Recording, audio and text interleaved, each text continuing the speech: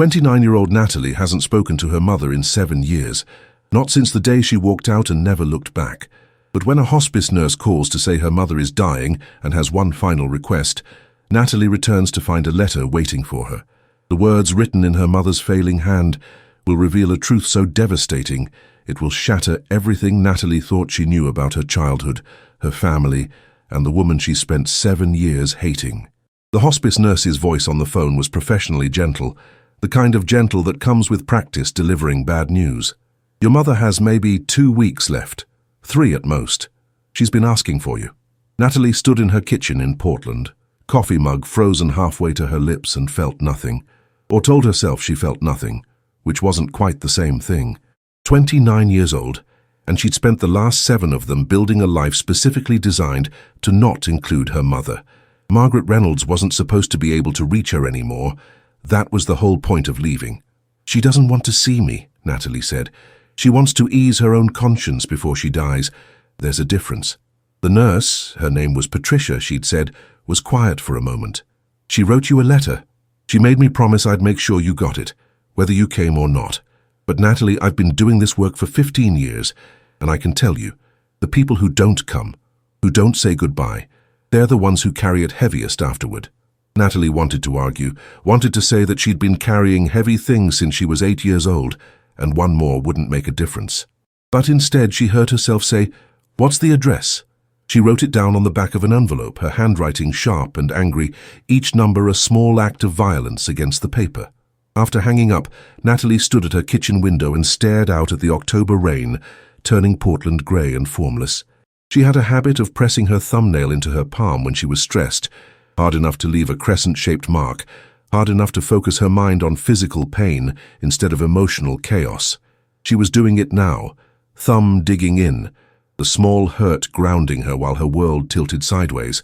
She hadn't seen her mother in 7 years, hadn't spoken to her in 7 years, had built what she thought was a good life in that time, a job as a graphic designer, a small apartment with plants she managed to keep alive, a boyfriend named Alex who didn't ask too many questions about her family.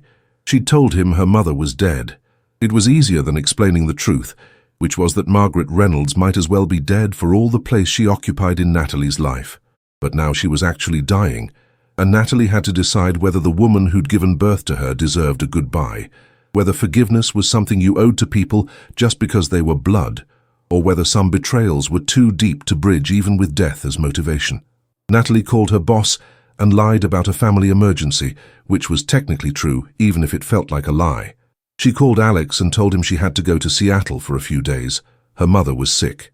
She didn't mention the 7 years of silence or the reason for it. She packed a small bag with clothes for 3 days, maybe 4, and got in her car before she could change her mind. The drive from Portland to Seattle took 3 hours in good traffic. Natalie made it in 2.5, pushing the speed limit, listening to angry music turned up loud enough to drown out thought. She was obsessed with control. Everything in her apartment had a place. Her work files were color-coded and alphabetized. She meal prepped on Sundays, so every dinner for the week was planned and portioned.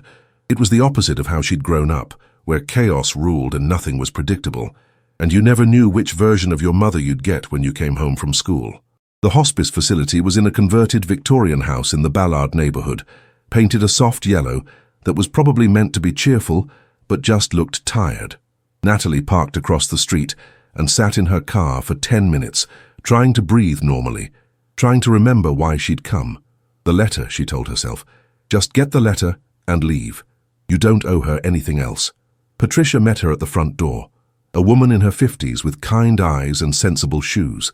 "I'm glad you came," she said, like Natalie had made a brave choice instead of just a choice. "She's sleeping right now. The pain medication makes her drowsy, but I can show you to her room, and you can wait if you'd like, or I can just give you the letter." "The letter," Natalie said immediately. "Just the letter." Patricia led her to a small office off the main hallway and pulled an envelope from a desk drawer. It was cream-colored, expensive-looking, the kind of stationery Margaret had always used for important occasions. Natalie's name was written on the front in handwriting that shook and wobbled, letters tilting like they might fall over. Her mother's hand, but older, weaker, failing in the same way her body was failing. "She wrote it 3 days ago," Patricia said. Took her hours because her hands shake so much, but she insisted on doing it herself, said it had to be in her own writing. She said, Patricia paused, she said it was the most important thing she'd ever written. Natalie took the envelope without looking at it directly, holding it like something that might bite. Is she... She stopped, started again. Is she in pain? We're managing it well, she's comfortable, peaceful mostly. Patricia's voice gentled even further. She talks about you. When she's awake, she says your name a lot. Natalie felt something crack in her chest, but refused to acknowledge it. I need to read this alone. Is there somewhere I can... There's a garden out back. It's private. Take all the time you need. The garden was small but well maintained, with a bench under a maple tree that had turned brilliant red with autumn. Natalie sat down and stared at the envelope in her hands. Part of her wanted to throw it away unread, to walk back to her car and drive home and forget this had ever happened. But she'd driven 3 hours. She was here. And maybe Patricia was right. Maybe not reading it would be the thing she'd carry heaviest. She broke the seal carefully, as if the envelope itself deserved respect, even if the woman who'd written it didn't. Inside were 4 pages, covered in that trembling handwriting, and tucked between the pages was a photograph. Natalie pulled it out first and felt her breath catch. It was a picture of herself at maybe 3 or 4 years old, sitting on her mother's lap, in what looked like their old backyard. Both of them were laughing, heads thrown back, Margaret's arms wrapped around Natalie in a way that looked like love. Natalie had no memory of this moment, no memory of her mother holding her like that, like she was precious, like she was wanted. Natalie set the photo down carefully and unfolded the letter. Her mother's voice rose from the page, and despite 7 years of silence, despite everything, Natalie could still hear it perfectly. That distinctive blend of southern accent and cigarette roughness that had been the soundtrack of her childhood. My dearest Natalie, I know I have no right to ask anything of you. I know the last 7 years of silence have been my fault as much as yours, maybe more. But I'm dying now, and I've run out of time to be a coward. So here is my truth, offered too late but offered with every ounce of love I have left in this failing body. Natalie's hands tightened on the paper. Love. Her mother was starting with love, as if that word meant anything after everything that had happened, as if love could erase the years of neglect and chaos and the one unforgivable thing that had made Natalie walk away and never look back. I need to start at the beginning, not the beginning, you know, but the real beginning, the one I've never told you about because I was too ashamed, too broken, too convinced that silence was kinder than truth. But silence has its own cruelty, and you've paid the price for mine long enough. Natalie looked up from the letter, staring at the red maple leaves without really seeing them, her mother's voice in her head after 7 years of not hearing it. The way it pulled at something in her chest despite everything, despite the anger she'd cultivated so carefully, the walls she'd built so high. Natalie forced herself to continue reading, each word feeling like stepping on broken glass. When I was 17 years old, I had a daughter. Her name was Anna. You never knew about her because she died when she was 6 months old. SIDS, the doctors said. Sudden infant death syndrome. One morning I went to wake her up for her feeding and she was just gone. Cold. The life just gone from her body like someone had flipped a switch. Natalie's hands started shaking. A sister. She'd had a sister. The letter trembled in her grip as she tried to process this information, tried to fit it into the story of her life that suddenly had a hole in it, shaped like a child who died before Natalie was even born. I was living in Mobile, Alabama with my mother, your grandmother Helen, who you never met because I cut ties with her before you were born. My boyfriend, Anna's father, had left when he found out I was pregnant. I was 17, alone, working at a diner to pay for diapers and formula. And then Anna died and I died with her. Not literally, obviously, but the person I'd been, the girl who still had hope, who still believed good things could happen, she died in that nursery with my baby. Natalie set the letter down and pressed her palms against her eyes. This explained so much and nothing at all. Her mother's darkness, the depression that had colored Natalie's entire childhood, the sense that Margaret was always somewhere else, always mourning something Natalie couldn't name. Now she could name it. Anna. A dead baby. A lost daughter. My mother blamed me. Said I must have done something wrong, must have been a bad mother, must have left Anna in the wrong position or fed her wrong or something.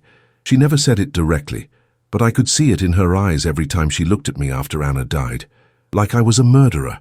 like I'd killed my own child through negligence or stupidity or both. Natalie picked up the letter again, her throat tight. She thought about all the times her mother had seemed distant during Natalie's childhood, all the times Margaret had looked at her with an expression Natalie couldn't read. Had she been thinking about Anna, comparing Natalie to the daughter she'd lost, wondering why Natalie had lived when Anna hadn't? I left Mobile when you were born. I was 25 by then. You were a surprise. I'd been told after Anna that I probably couldn't have more children. The grief had messed up my body. Or maybe it was all the drinking I'd done in those years between losing her and finding out about you. But there you were, growing inside me. A second chance I didn't think I deserved. The letter continued, and Natalie could barely breathe as she read it. Her mother describing the pregnancy, how terrified she'd been that Natalie would die too, how she'd wake up every hour when Natalie was a baby to make sure she was still breathing, how the fear had never left, had grown into something obsessive and controlling, how Margaret had smothered Natalie with anxiety disguised as protection. I know you remember the rules. No sleepovers, no school trips, no sports that might result in injury, no friends coming over because I couldn't monitor what happened when I wasn't watching. I told myself I was keeping you safe, but really, I was keeping myself safe. Safe from the possibility of losing another child. Safe from the grief that had nearly destroyed me the first time. Natalie did remembered being the weird kid who couldn't do anything, whose mother was always there, always hovering, always finding reasons why Natalie couldn't participate in normal childhood activities. She'd hated it, had spent her teenage years fighting against those invisible chains, pushing boundaries, deliberately taking risks just to prove she could. And her mother had gotten worse, more paranoid, more controlling, until the house felt like a prison and Margaret felt like a warden. And then came the night you wanted to go to that party. Do you remember? You were 22, home from college for spring break. You wanted to go to your friend Jessica's birthday party, and I said no. You were an adult and I still said no, still tried to control you, still acted like you were a child who needed protecting from the world. Natalie remembered. God, she remembered. She'd been so angry that night, so frustrated by years of this same pattern, and they'd fought, screamed at each other in a way they never had before. Natalie had said terrible things, had called her mother crazy, paranoid, suffocating, had said she wished she'd never been born if this was what life with Margaret Reynolds meant. You went to the party anyway. You left the house and slammed the door and went. And I was so angry, so terrified, so convinced something terrible would happen to you. So I followed you. I got in my car and I followed you to that party, parked down the street, and I watched, like some kind of stalker, like a crazy person, which is exactly what you'd called me, and you were right. Natalie felt her stomach drop. She'd had no idea. That night had been the beginning of the end. She'd come home at 2 a.m. to find her mother sitting in the dark living room, and they'd had another fight. But Natalie hadn't known about the following, hadn't known her mother had been watching her all night. And then I saw you leave the party with that boy, Tom, I think his name was. I saw you get in his car, saw you driving away, and something in me just snapped. All the years of fear, of trying to control everything, of being so terrified of losing you the way I'd lost Anna. It all came flooding out and I couldn't stop it. Natalie's hands were shaking so badly now, she could barely hold the letter. She knew what was coming, knew it in her bones, in the way trauma lives in your body even when your mind tries to forget. I followed you. I followed Tom's car. And when I saw it parked outside his apartment, when I realized you were going to spend the night there, I lost it completely. I called the police. I told them there was a drunk driver, gave them Tom's license plate number, said I'd seen him swerving all over the road. It was a lie. He hadn't been drinking. But I called anyway because I wanted you away from him, wanted you home where I could see you, where I could keep you safe. If this story has touched your heart so far, please leave a like, share it with someone who needs to hear it, and tell me in the comments if you've ever struggled with forgiveness toward a parent. These stories matter because they remind us that healing is possible, even from the deepest wounds.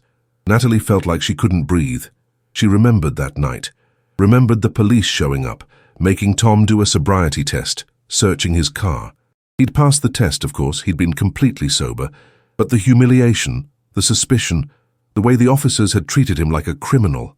Tom had been furious, had blamed Natalie somehow, as if she'd brought this chaos into his life.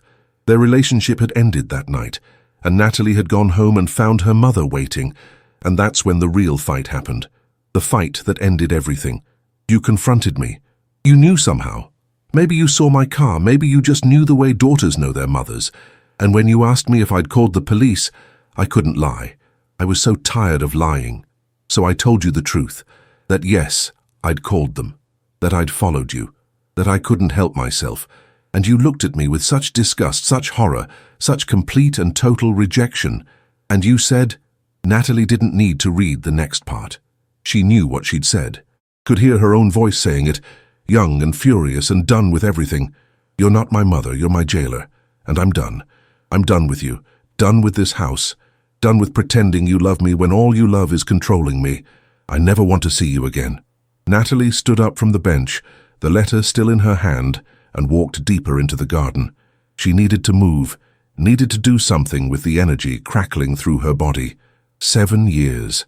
She'd spent 7 years believing her mother was a monster, believing the estrangement was justified, building a life where Margaret Reynolds was just a dark chapter she'd closed and never looked back on.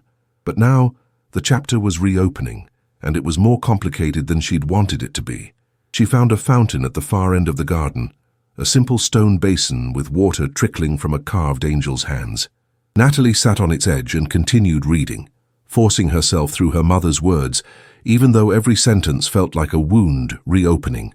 You left that night and you never came back. I called and called, but you wouldn't answer. I sent letters and emails and texts, but you blocked me.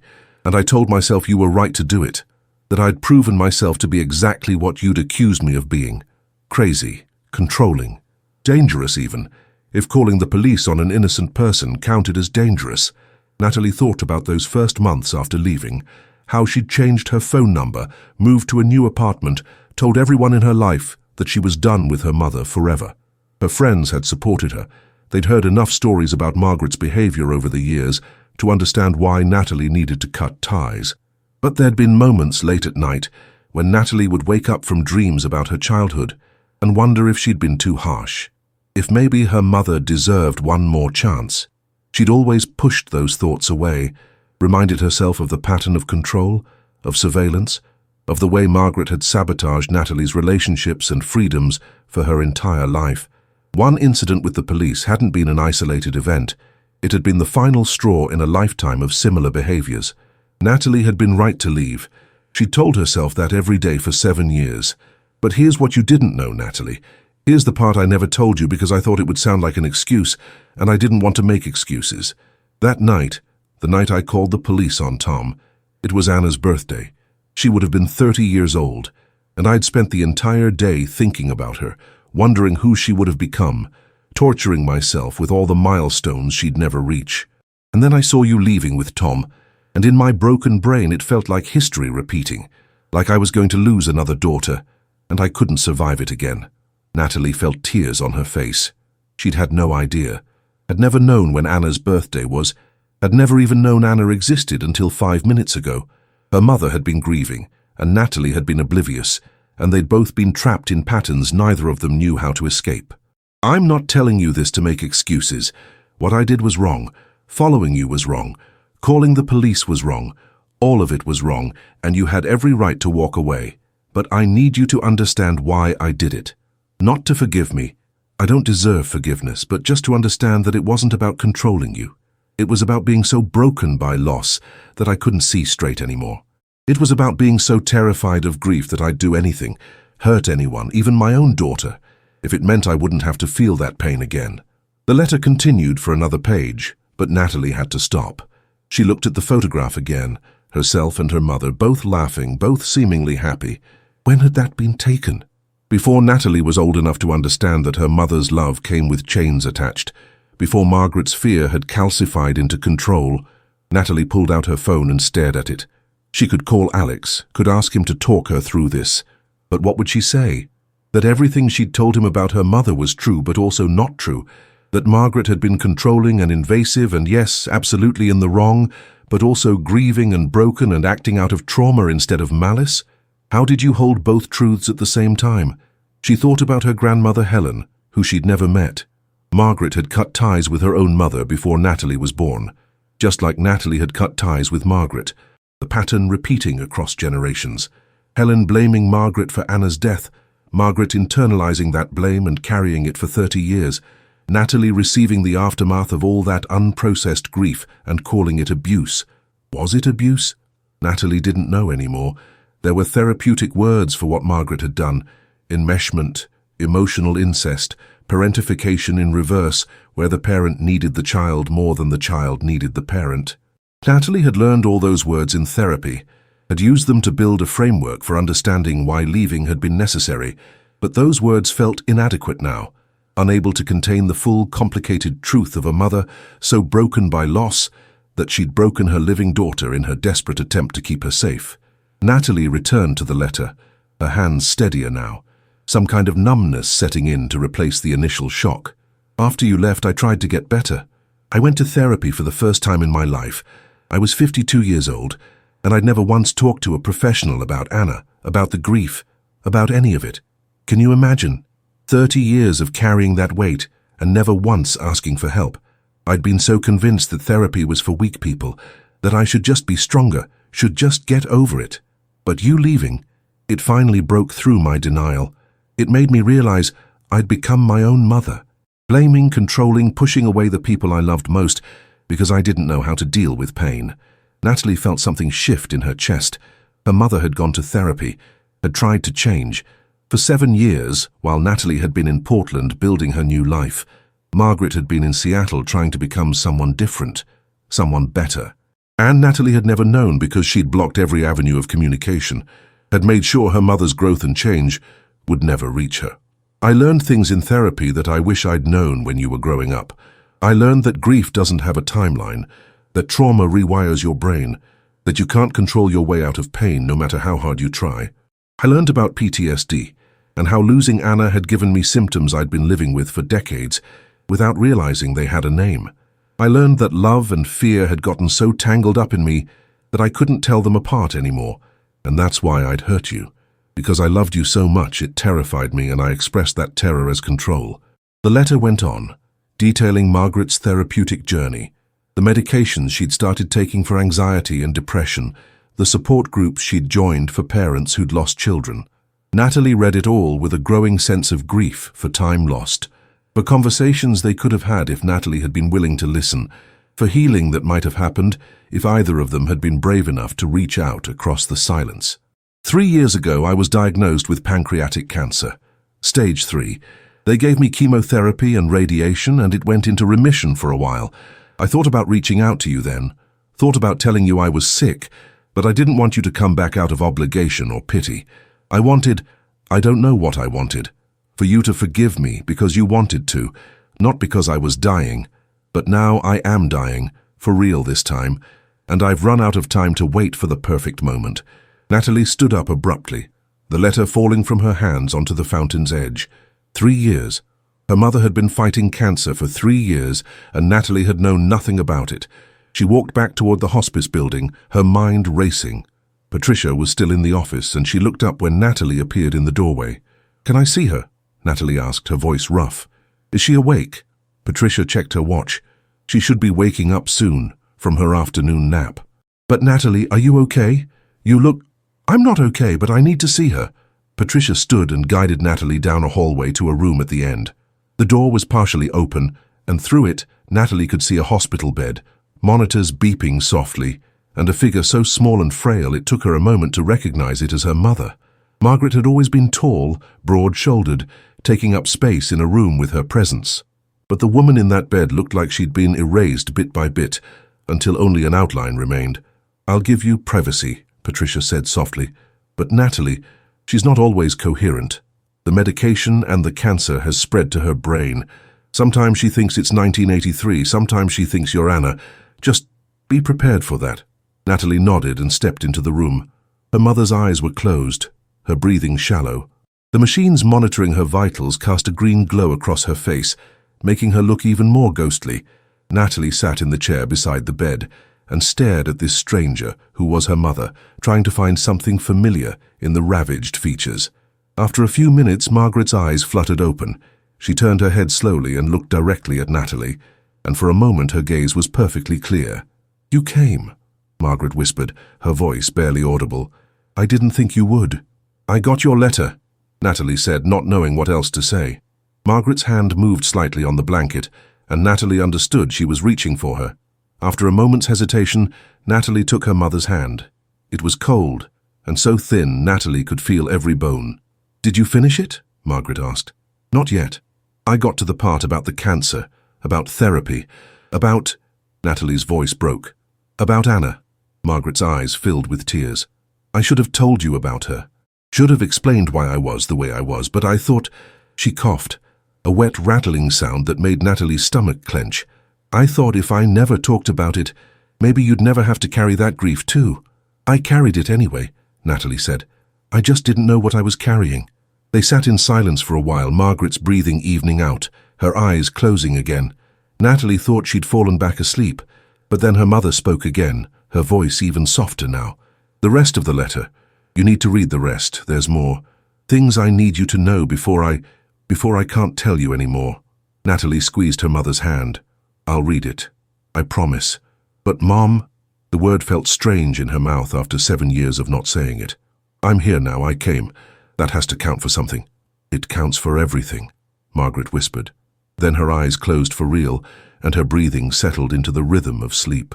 Natalie sat there for another hour, watching her mother sleep, trying to reconcile this fragile, dying woman with the overwhelming force that had dominated her childhood. Finally, she stood up, kissed her mother's forehead, surprising herself with the gesture, and walked back out to the garden.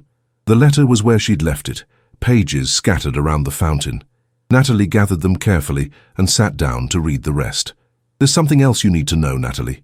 Something about Anna's death that I've never told anyone, not even the therapists. The morning I found her, the morning she was cold in her crib, I'd been out. I'd left her alone for maybe an hour, maybe less. I'd been 17 and exhausted, and I'd run out of formula, so I'd walked to the corner store to get more. I left her sleeping. She was fine when I left. And when I came back—" Natalie felt her throat close up. Her mother had been blaming herself for 30 years for something that wasn't her fault. SIDS happened. Babies died for no reason, no matter how vigilant their mothers were. But Margaret had been 17 and alone, and probably no one had told her that. No one had absolved her of the guilt she'd taken on. "My mother found out I'd left Anna alone. Someone from the building must have told her. And she said if I hadn't left, if I'd been there, maybe I would have heard something, could have done something.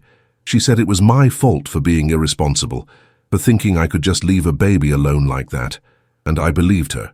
For 30 years I believed her."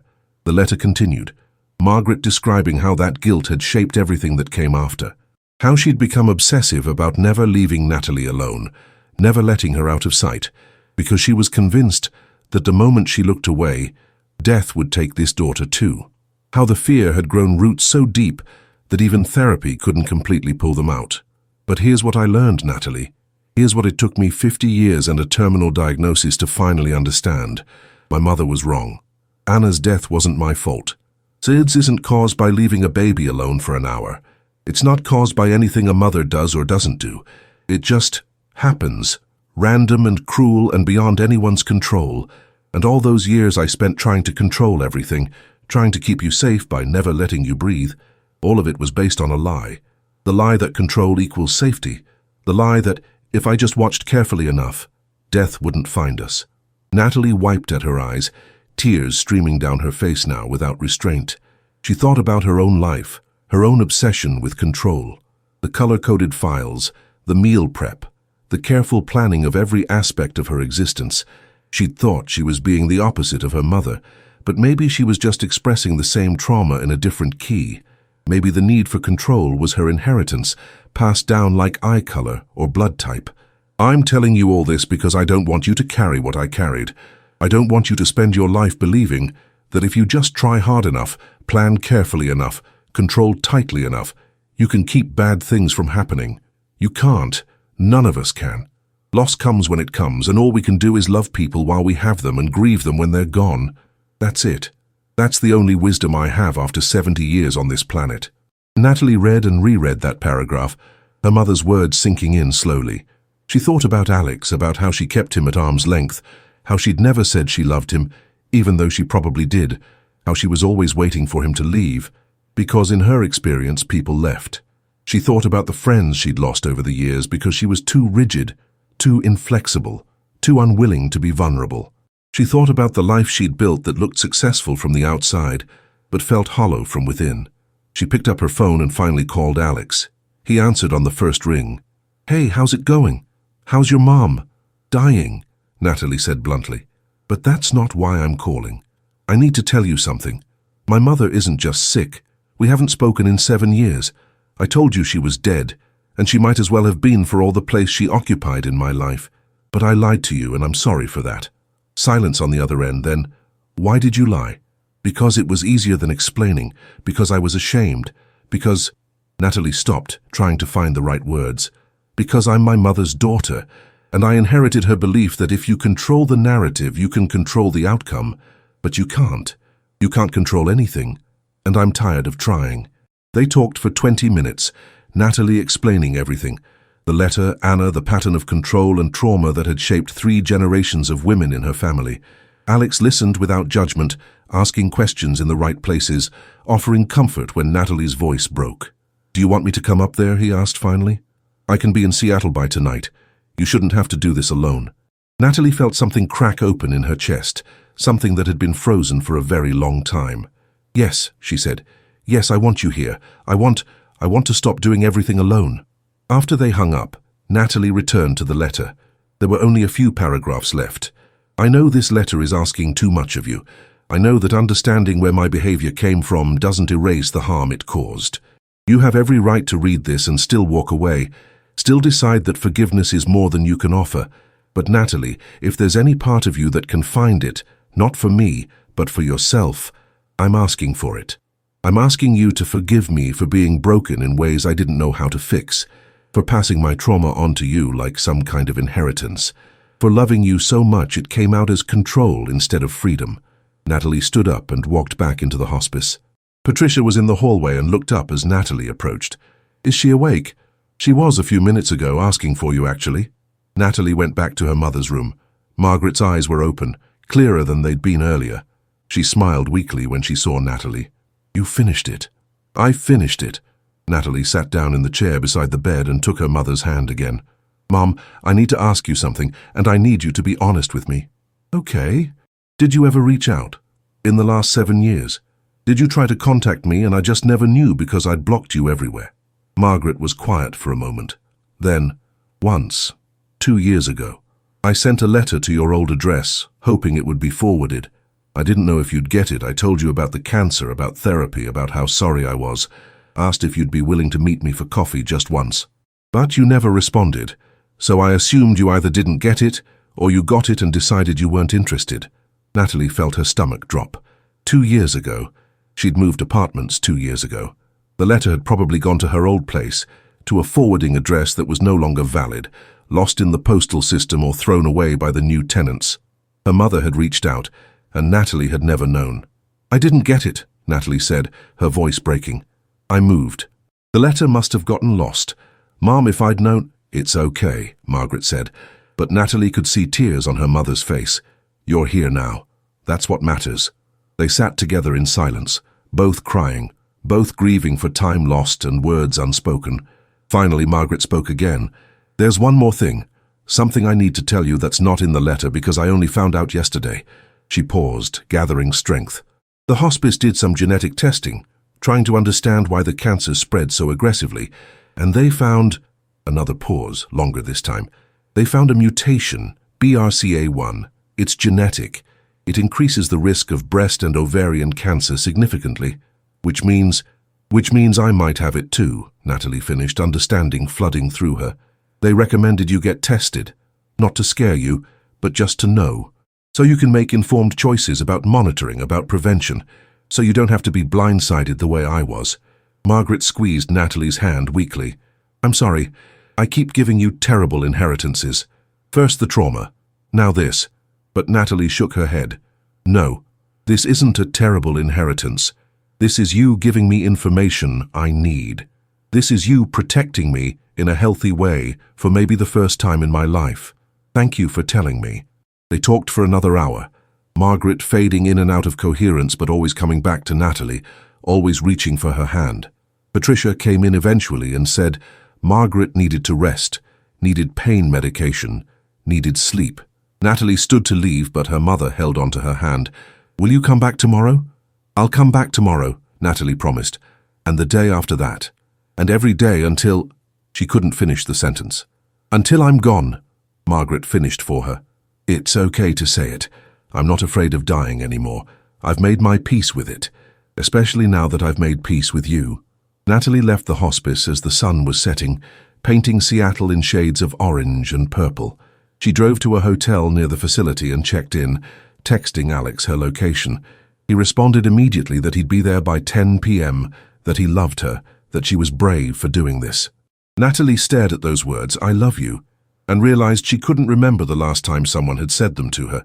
Maybe her mother, years ago, before everything fell apart. Maybe never. She ordered room service and couldn't eat it, her stomach in knots. She took a shower and stood under the hot water for 30 minutes, crying in a way she hadn't let herself cry in years. All the grief she'd been holding, for her lost childhood, for her mother's lost daughter, for the 7 years they'd wasted, for the genetic mutation that meant this pattern might not end with Margaret after all. Her phone buzzed with a text from an unknown number. "This is Patricia from Rainier Hospice. Your mother is asking for you. She's having a hard night. If you can come, now would be good." Natalie dressed quickly and drove back to the hospice. It was nearly 9 p.m. and the facility was quiet, most residents already sleeping. Patricia met her at the door, her expression grave. "She's in a lot of pain. We've given her morphine, but she keeps fighting it, keeps trying to stay awake. She says she has something else to tell you, something she forgot to put in the letter." Natalie followed Patricia to her mother's room. Margaret looked worse than she had that afternoon, her skin grey, her breathing laboured. But when she saw Natalie, her eyes focused with an intensity that was almost frightening. "You came back." "Of course I came back. I promised." Natalie sat down and took her mother's hand, which was ice cold despite the warm room. "I need—" Margaret stopped, gathering breath. "I need to tell you about Anna, about the day she died. There's more, something I couldn't write down." Natalie leaned closer. "Okay, I'm listening. The morning I found her, when I came back from the store. I picked her up. I tried to do CPR even though I knew, even though she was already cold, and I was screaming and the neighbors came and someone called 911. But before the ambulance got there, while I was holding her, I felt it. I felt her. Not her body, but her. Like a warmth in the room, like she was saying goodbye." Margaret's voice was getting weaker, each word an effort. "I've never told anyone that because it sounds crazy, because people don't believe in those things. But Natalie, I felt it. I felt my daughter's spirit leaving, and she wasn't scared, she wasn't in pain, she was peaceful." Natalie felt chills run down her arms. "Mom, I'm telling you this because—" Margaret stopped, coughing weakly. "Because I feel her again now. I feel Anna. She's here in this room and she's not alone. There are others. My mother, my grandmother. They're waiting for me. And Natalie, they're not angry. No one's angry. There's just light. So much light." Patricia had entered the room quietly and was now checking the monitors. She caught Natalie's eye and shook her head slightly. Not long now. "Mom, I need to tell you something," Natalie said, her voice urgent. "I forgive you. Do you hear me? I forgive you. For everything. For being broken and not knowing how to fix it. For loving me wrong because you didn't know how to love me right. For all of it. You're forgiven." Margaret's eyes filled with tears. "Thank you. That's all I wanted. Just to hear you say that once before you meet Anna again," Natalie finished. "Tell her I wish I'd known her. Tell her she had a sister who would have loved her." "I'll tell her." Margaret smiled, and for a moment Natalie could see the woman she must have been before grief broke her. Young, hopeful, full of life. She would have loved you too. You would have been good sisters. They sat together for the next 3 hours, sometimes talking, sometimes sitting in silence, sometimes praying, even though neither of them had prayed in years. Alex arrived at 10 and quietly took a seat in the corner, witnessing this final goodbye without intruding on it. Patricia came and went, checking monitors, adjusting medication, offering comfort with her presence. At 12:43 a.m., Margaret's breathing changed, became more laboured, more irregular. Patricia stood and moved closer, and Natalie understood what was happening. She leaned in close to her mother's ear. "It's okay, Mom. You can let go. Anna's waiting. They're all waiting. And I'll be okay. I promise you. I'll be okay." Margaret's eyes opened one more time, focused on Natalie's face, and she whispered something so soft, Natalie had to lean even closer to hear it. "You were my redemption. Even when I did it wrong, loving you saved me. Don't forget that."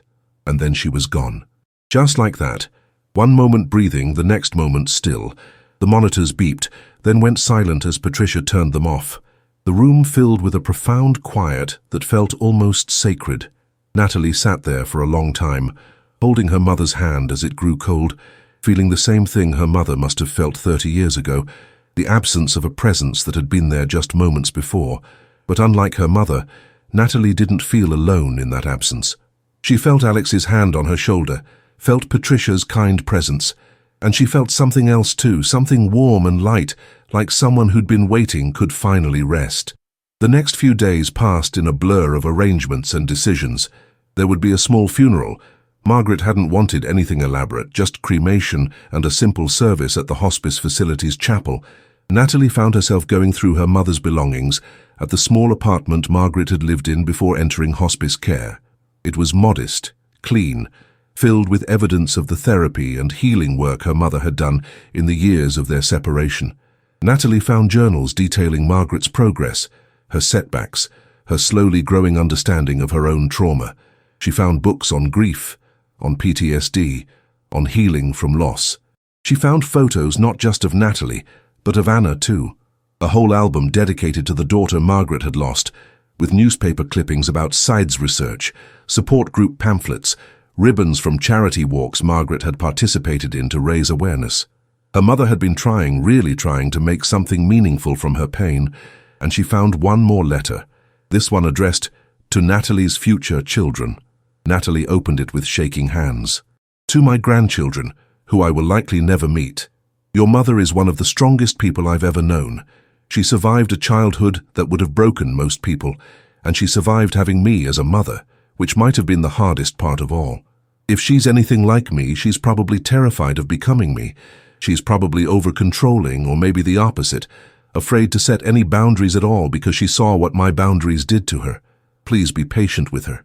She's learning how to love without fear, and that's the hardest thing any person can do. And tell her I'm proud of her. Tell her she broke the cycle. Tell her Anna and I are watching over all of you, and we're so glad you exist." Natalie sat on her mother's bed and cried until she had no tears left. Then she called Alex, who'd driven back to Portland for work but had promised to return for the funeral. "I'm going to get tested," she told him, "for the BRCA mutation. And if I have it, I'm going to do whatever I need to do to prevent what happened to my mum. But Alex, I'm also going to stop living like I'm waiting for disaster. I'm going to stop controlling everything, stop pushing people away, stop being so afraid of loss that I never really live. Starting now." "What does that mean?" Alex asked gently. "It means I love you. It means I want to really try with us, not just go through the motions. It means I want to have those hard conversations about future and commitment and all the things that scare me. It means—" She paused. "It means I want to break the pattern my mother couldn't break. And I think I can do it. Because unlike her, I have help. I have you. I have therapy. I have the benefit of knowing the pattern exists, instead of being blindsided by it." The funeral was on Thursday. 15 people came, mostly staff from the hospice, a few members of the support group Margaret had attended, and Patricia, who'd become something like a friend to Margaret in those final weeks. Natalie spoke, reading from her mother's letter, sharing pieces of Anna's story, trying to paint a picture of Margaret Reynolds that was complicated and human, instead of simply villain or saint.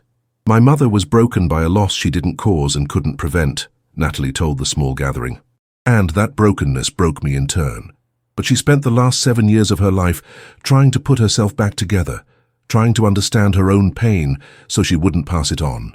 And even though we lost most of those 7 years to silence, even though we only had a few days together at the end, it mattered. She mattered. And I'm grateful I got to tell her I forgave her before she died."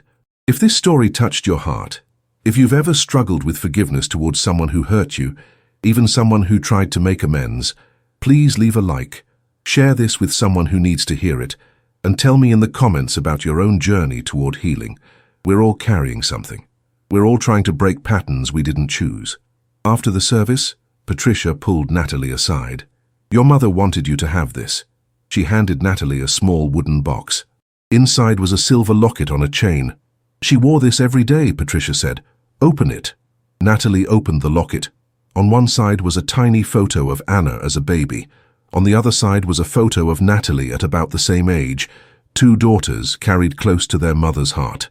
She said to tell you that you were both her greatest loves and her greatest regrets, that she wished she could have been whole enough to love you both better, but that love doesn't have to be perfect to be real.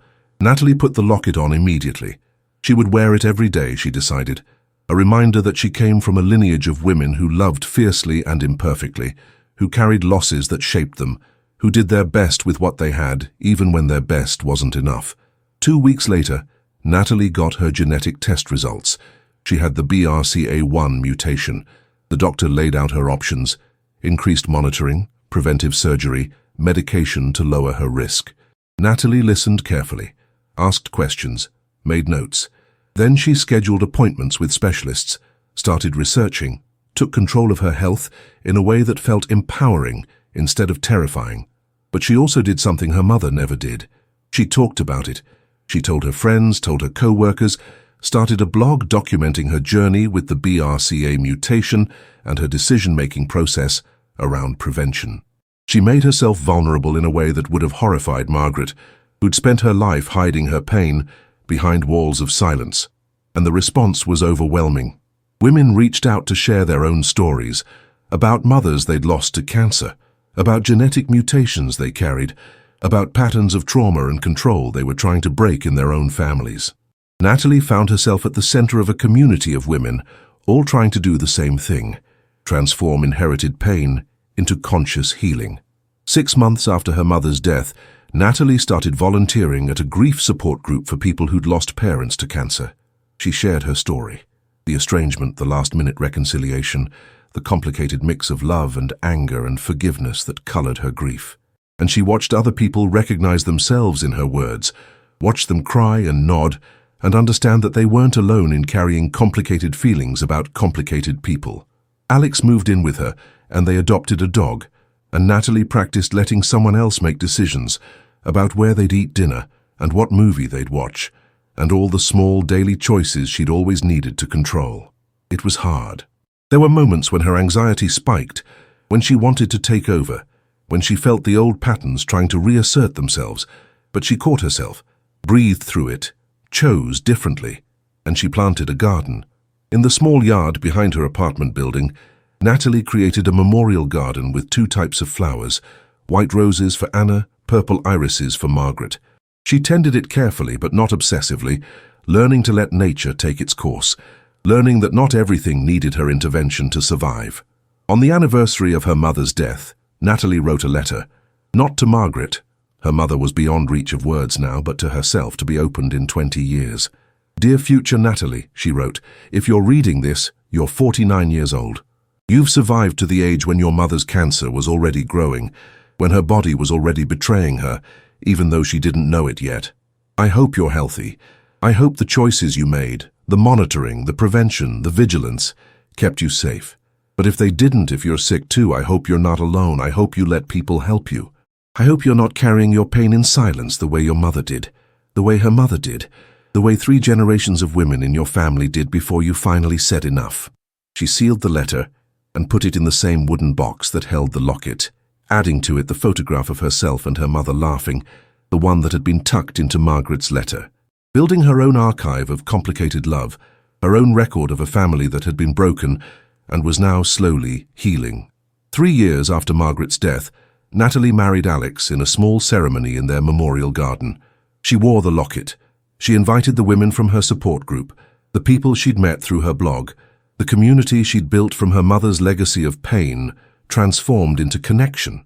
And she thought about Margaret, about how proud she would have been to see Natalie surrounded by love, choosing vulnerability over control, breaking the pattern that had defined 3 generations. That night, alone in her new apartment with her new husband, Natalie had a dream. She was walking in a garden more beautiful than any she'd seen before, and 2 women were there waiting for her. One was clearly Margaret, younger, healthier, whole in a way she'd never been in life. The other was a young woman Natalie had never met, but somehow knew immediately was Anna. They were sitting together under a tree, and when they saw Natalie, they smiled. "We're so proud of you," Margaret said. Or maybe Anna said it, or maybe they said it together. "You did it. You broke the cycle. You chose healing." Natalie woke up with tears on her face but joy in her heart.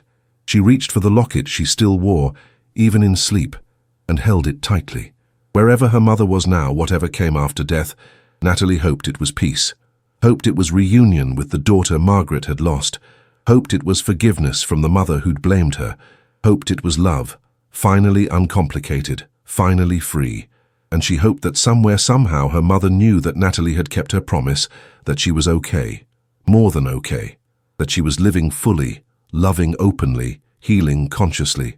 That the terrible inheritance of trauma and control had been transformed, through 7 years of silence and 3 days of reconciliation and 10,000 small choices afterward, into something precious, the strength to break patterns, the courage to love imperfectly, and the wisdom to forgive the people who hurt us not because they deserve it, but because we deserve the freedom that forgiveness brings.